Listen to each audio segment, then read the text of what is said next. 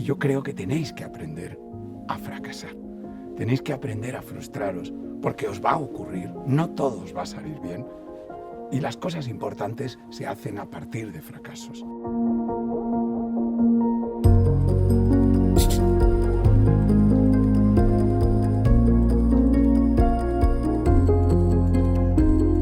Una de las frases que más repetimos los psicólogos dice que la felicidad consiste en tener la fuerza necesaria para cambiar lo que podemos cambiar, la serenidad suficiente para sobrellevar lo que no podemos cambiar y la inteligencia para distinguir unas situaciones de otras.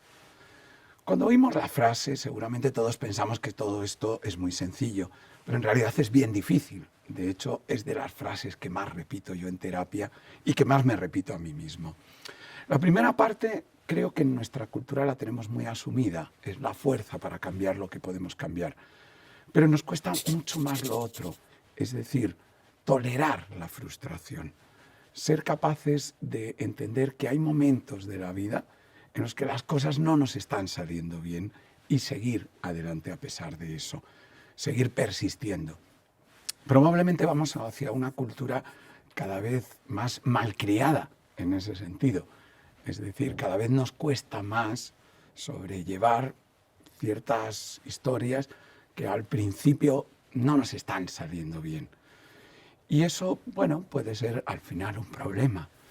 Yo creo que vosotros como voluntarias, como voluntarios de CaixaBank, lo que estáis aprendiendo en gran parte es que la vida es continua frustración, porque eso es lo que veis con las personas a las que atendéis. Os voy a contar una historia, que ya sabéis que me gusta a mí en estos casos. Os voy a contar la historia de Joe. Joe era una mujer escocesa que, estudia magisterio con muchas dificultades porque sus padres eran precarios, eran de clase baja y no tenían muchos recursos, con lo cual tuvieron que pagarle una carrera que fue dificultosa para ellos. Lo consigue y cuando acaba magisterio, pues empieza a dar clases. Y resulta que aquello es un desastre. Primera frustración vital. Joe no es capaz de conseguir siquiera hacerse con la clase. Ella cuenta luego que le tiraban cosas, que se levantaban, que incluso alumnos se iban de clase y ella era incapaz de controlar aquello. Su primera frustración vital. Después de esta vienen un montón, porque a partir de ahí empieza a caer en una especie de abismo personal, una frustración tras otra. Joe se enamora de una persona extranjera, de un portugués, y se va con él a vivir, se casan y se van a vivir juntos a Oporto. En Oporto tienen un niño, tienen un hijo, y cuando es bebé, este hombre la abandona completamente y la deja con un hijo sola en Oporto. Se vuelve a Escocia, sin dinero, sin posibilidades de trabajo. Ella había hablado de magisterio. Le dan un piso de protección oficial. En ese piso no había ni calefacción. Fijaros la cantidad de frustraciones que os estoy contando. Y por eso tiene que llevarse a su bebé a calentarlo a cafés y estar allí durante horas y horas esperando simplemente a que el bebé entre en calor.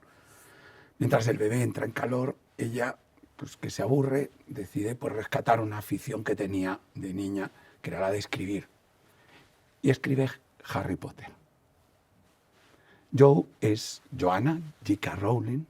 La historia que os estoy contando la narra en una conferencia famosísima y preciosa que da a graduados de Oxford y que denomina los inesperados beneficios del fracaso. Ella les dice a los graduados de Oxford, estáis aquí porque todo os ha salido bien en la vida, si no, no estaríais aquí. Y yo creo que tenéis que aprender a fracasar. Tenéis que aprender a frustraros, porque os va a ocurrir, no todo os va a salir bien, y las cosas importantes se hacen a partir de fracasos. Y ahí les narra su historia, esta que os estoy contando. Fijaros, los inesperados beneficios del fracaso. La historia de J.K. Rowling y cómo escribe Harry Potter. Pero la historia de muchísimas personas que conocemos. Casi todo lo importante se ha hecho a partir de un fracaso tras otro hasta que empiezan a llegar los éxitos. Yo creo que eso es una de las cosas que aprendemos los que hemos hecho labor de voluntariado, ¿no? Que en realidad la mayoría de las cosas que nos ocurren son frustraciones. La mayoría de las cosas que pasan en la vida, sobre todo cuando hacemos cosas importantes, son de alguna manera bajones, son venirte abajo porque no te ha salido a la primera. Pensad en vuestra vida personal y ahí os lleváis un aprendizaje, ¿no? Educar un hijo es una larga cadena de frustraciones. O sea, las personas que queremos realmente intentar ser buenos padres, lo hacemos a base de darnos cuenta de cuántas veces nos hemos equivocado como padres. Yo creo que en el mundo moderno, y esto vosotros lo estáis viendo, las cosas cambian continuamente. Es parte del siglo XXI. En un momento de continua apertura al cambio, la frustración es inevitable. Me cambian el programa de ordenador con el que he trabajado toda la vida. Tengo un jefe nuevo, incluso tengo que cambiar de ciudad. Todo esto son cambios que al principio no asumo y al principio las cosas no me salen bien. Seguro que habéis vivido alguna situación en la que se ponga en juego esta tolerancia a la frustración en vuestras labores de voluntariado. Por ejemplo, estáis ayudando a una persona mayor que tiene dificultades para aprender nuevas tecnologías, a manejarse con el móvil, con el ordenador, que, bueno, en determinadas generaciones es mucho más complicado. ¿Qué tiene que poner en juego esa persona? Efectivamente, tolerancia a la frustración. Al principio no le va a salir, al principio no va a conseguirlo, no va a ser ese tipo de cosas que fluyen. Y si no consigue seguir adelante, no lo va a lograr nunca. Pero también vosotros estáis aprendiendo tolerancia a la frustración, porque ayudar a una persona a la que eso se le da mal también es difícil para vosotros. No es la cosa exitosa que uno consigue en 10 segundos. Es algo que requiere esa paciencia, esa serenidad de la que hablaba en la primera parte con la frase de la serenidad suficiente para aceptar lo que no puedes cambiar. Esa tolerancia a la frustración que creo que estáis aprendiendo como voluntarios os va a llevar a asumir mejor estos cambios. ¿En qué consiste? Os voy a dar algunas pautas de lo que yo he visto en las personas que toleran mejor la frustración. Para mí la primera es entender que la frustración ocurre solo en algo puntual de tu vida. Nunca es global, nunca te está pasando en todo.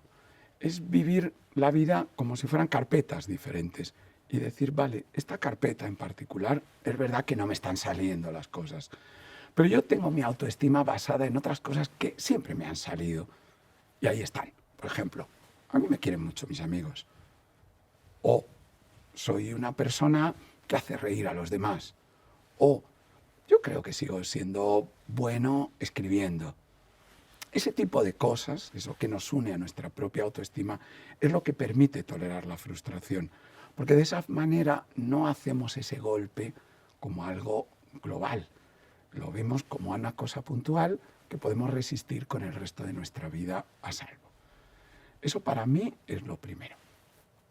Lo segundo, que creo que es una gran capacidad y que quizás estáis viendo, ¿no?, cuando hacéis voluntariado, es que las personas que mejor toleran la frustración saben rodearse de optimizadores, de gente que de alguna manera entiende y asume que se están sintiendo mal, pero les ayudan a seguir adelante. Miran hacia el futuro. La tolerancia a la frustración tiene que ver con eso, con saber mirar hacia adelante y no hacia atrás. Y eso es importante en la tercera que os voy a contar, que para mí es decisiva, y es la diferencia entre culpa y responsabilidad. Las personas que toleran mejor la frustración no se sienten culpables, se sienten responsables. ¿Por qué es tan importante el matiz? Porque la culpabilidad va siempre hacia el pasado, es limitadora. En realidad, si lo pensáis y lo veréis en las personas que estáis ayudando, los que se hunden, los que se quedan, es porque se sienten culpables y lo único que hacen es lamerse las heridas. Ese tipo de situación, ese momento de autocompasión no ayuda a nadie. Y la culpabilidad lleva solo a la autocompasión. Por eso es importante, como personas que hacéis labor de voluntariado, que tratéis de ayudar a las personas a salir de esa autocompasión y de ese sentimiento de culpa. Llevarlos hacia la responsabilidad. La responsabilidad va hacia el futuro. Es como, vale, perfecto, aquí la he cagado, aquí lo he hecho mal, pero podemos ir hacia adelante. ¿Cómo puedo hacerlo mejor? Si os fijáis, es un sentimiento muchísimo más nutritivo. Hay una frase milenaria de Confucio que para mí resume este encuentro con los momentos en los que la vida nos da golpes y esa capacidad de seguir adelante. Confucio dijo que solo tenemos 2 vidas y la segunda empieza cuando nos damos cuenta de que solo tenemos una.